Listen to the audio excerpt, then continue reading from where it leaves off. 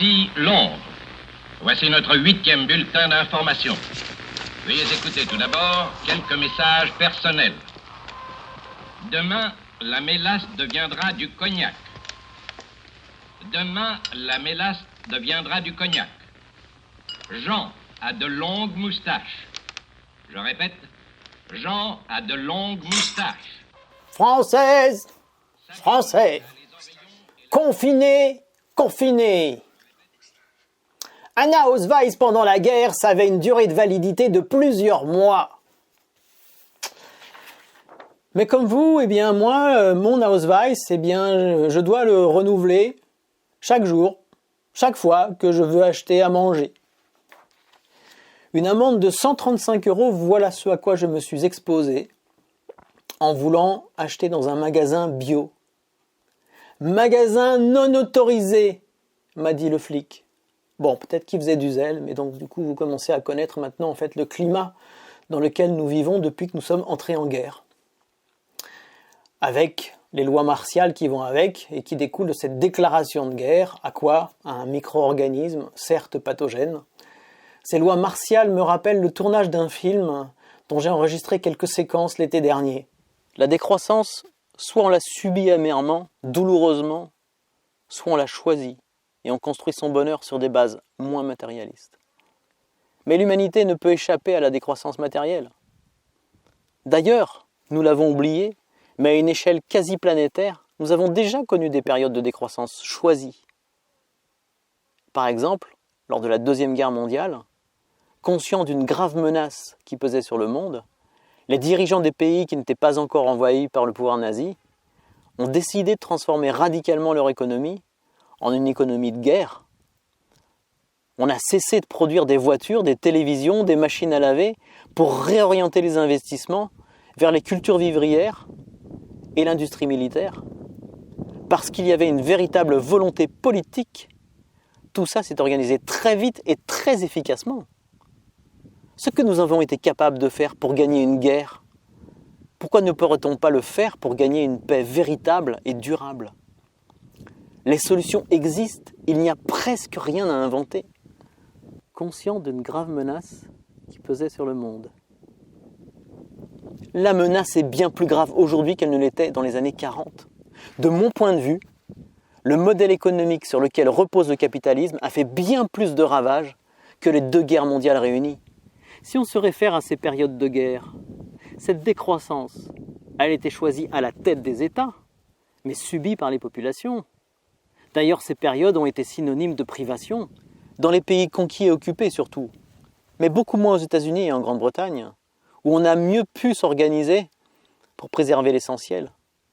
Mais il n'en reste pas moins que les gens n'étaient pas préparés à vivre avec moins de confort matériel. Nous le sommes encore moins aujourd'hui dans les pays riches. À ce jour, pour la plupart des gens, la décroissance semble synonyme de frustration, de régression. Mais la vraie modernité se situe dans la sobriété matérielle. Si on se sert un tant soit peu de son intelligence, on doit se demander ce qui doit décroître et ce qui doit croître.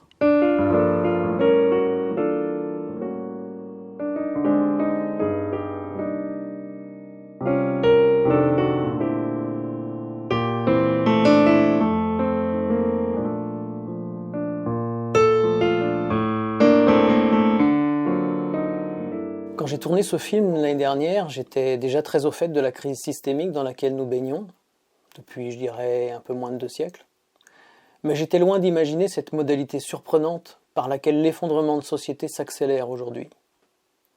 Les bourses s'affolent, la pollution diminue, le capitalisme vacille. Ce que cet organisme microscopique est parvenu à faire en quelques semaines, ni le bloc communiste, ni les écologistes, ni les gilets jaunes n'avaient réussi à le faire en quelques décennies. Depuis Korniceberg 1, je reçois pas mal de commentaires, quelques messages d'encouragement, mais aussi des messages plutôt hostiles. Parmi les quelques centaines de contacts dans mes mailing lists, de plus en plus de personnes me demandent de cesser de leur envoyer les liens des vidéos que je publie. Qu'ils se rassurent, je réponds à leurs demandes en supprimant simplement leur adresse de mes contacts.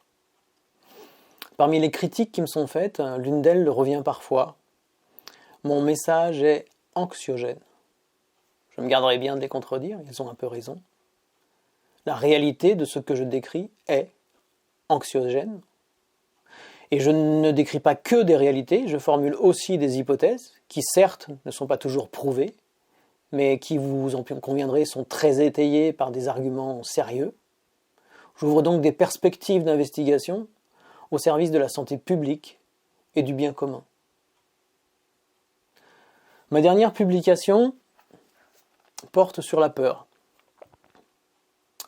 Hasard du calendrier, je ne sais pas, le livre est sorti au moment même où l'épidémie s'est déclarée en Chine. J'ai peur. Tu as peur. Nous avons peur. À court terme, l'ignorance préserve de la peur. Ceux qui ignoraient la menace ne connaissaient pas la peur.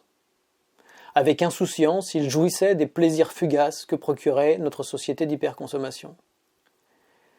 Et puis, depuis peu, on a cessé de traiter avec mépris ce qu'on appelait des alarmistes. Alarme, alerte, je continue de lancer des appels à la raison, et j'œuvre encore et toujours pour remplacer l'ignorance simplement par de la curiosité. Le moment fatidique où on découvre le danger, s'il coïncide avec une confrontation directe, concrète, sans y avoir été préparé, eh bien ce choc engendre de la sidération. Dans l'immobilité, ça se traduit par une prostration, une inhibition de type dépressive. Dans l'action, ça se traduit par des mouvements de panique.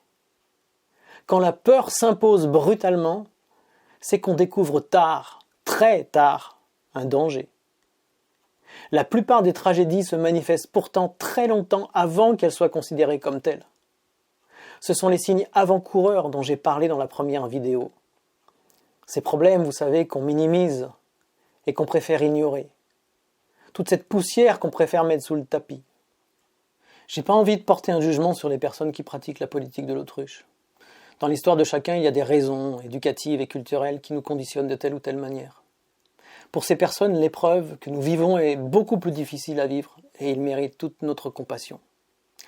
En préambule, je disais à leur sujet, à court terme, l'ignorance préserve de la peur. Mais quand le danger est imminent, incontournable, et qu'il s'impose à nous alors qu'on l'a ignoré si longtemps, eh bien la paisible ignorance, elle est remplacée par une information extrêmement maigre sur la nature du danger. Parce que dans un premier temps, la peur ne se traduisait pas par une émotion forte et désagréable, mais par un évitement cognitif et comportemental. Évitement cognitif dans le sens d'un désintérêt, et évitement comportemental dans le sens où on a des tas d'occupations ailleurs. Cette ignorance relative est la raison pour laquelle une information très réaliste devient très anxiogène, si elle arrive dans la phase aiguë de la crise. Pour bien faire, il faudrait prendre le temps d'expliquer. Mais dans l'urgence, ça demande une compétence pédagogique et psychologique que je cultive du mieux que je peux, mais très imparfaitement. J'ai bien conscience que toute vérité n'est pas bonne à dire, surtout si elle n'est pas bonne à entendre. Est-ce à dire que par solidarité et dans une dynamique d'union nationale en temps de guerre, on doit entériner l'omerta sur les causes du déclenchement de la dite guerre? Si, comme je le prétends, le virus n'est qu'une conséquence mortelle d'un système politique et sociétal qui n'est foncièrement pas orienté vers le bien commun, alors s'il y a une guerre à mener, c'est contre ce système qui engendre non pas une catastrophe maintenant, mais une multitude de catastrophes auxquelles nous n'avons pas prêté grande attention jusqu'à maintenant. Alors ce propos n'est pas entendable par tous, c'est vrai. Les plus craintifs d'entre nous préfèrent s'en protéger et je les comprends. Le tri se fera donc de lui-même. Mais si vous voulez que ces informations circulent, vous savez ce que vous avez à faire. Viral. J'espère que ces vidéos le deviendront et contamineront les esprits curieux et libres. À ce jour, pour les 3 premières vidéos, il y a un peu plus de 2000 vues. On est très très loin du buzz, de la masse critique qui fera bouger les médias. Mediapart, Le Canard enchaîné, Cache Investigation, j'ai contacté plusieurs médias qui me semblent honnêtes, intègres. À ce jour, je n'ai pas le moindre retour. Mais je lâche rien. Alors pour finir, je vous informe que vendredi et samedi prochain, les 3 et 4 avril, dans le monde entier, et à destination plutôt des francophones, eh bien, des visioconférences auront lieu sur le thème « En quoi le coronavirus change notre vision du monde ?» Je serai parmi les invités avec Philippe de Ruder, Patrick Vivray, Frédéric Bosquet, Alain Caillé et quelques autres. Mes propos seront très éloignés des polémiques que j'entretiens dans Corona Iceberg, puisqu'on m'a demandé d'intervenir sur mon thème de prédilection, la résilience. Je vous mets le lien en dessous de la vidéo. Je ne sais pas comment vous vivez le confinement, la vie en famille, 24 heures sur 24, dans un petit appartement pour certains, je suppose que c'est pas facile. Pour les couples d'amoureux, je me dis que peut-être aussi vous faites un bon usage de ce temps et que vous baisez comme des bêtes, bande de vénards. Mais pour les célibataires, j'aime autant vous dire que c'est plus compliqué. C'est la raison pour laquelle j'ai décidé de finir cette vidéo en vous roulant une grosse pelle, mais pas n'importe quel genre de pelle, une pelle légale, une pelle de guerre, à la mode de chez nous. Ah, merde, j'allais oublier. C'est important. Si vous demandez conseil à votre médecin et qu'il vous répond « Ne vous inquiétez pas, c'est juste qu'il parle comme il écrit. » Bon, ça c'était une vanne que j'ai piquée à Wally.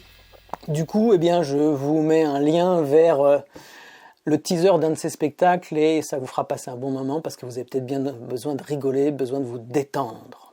Allez, Françaises, Français, confinés, confinés,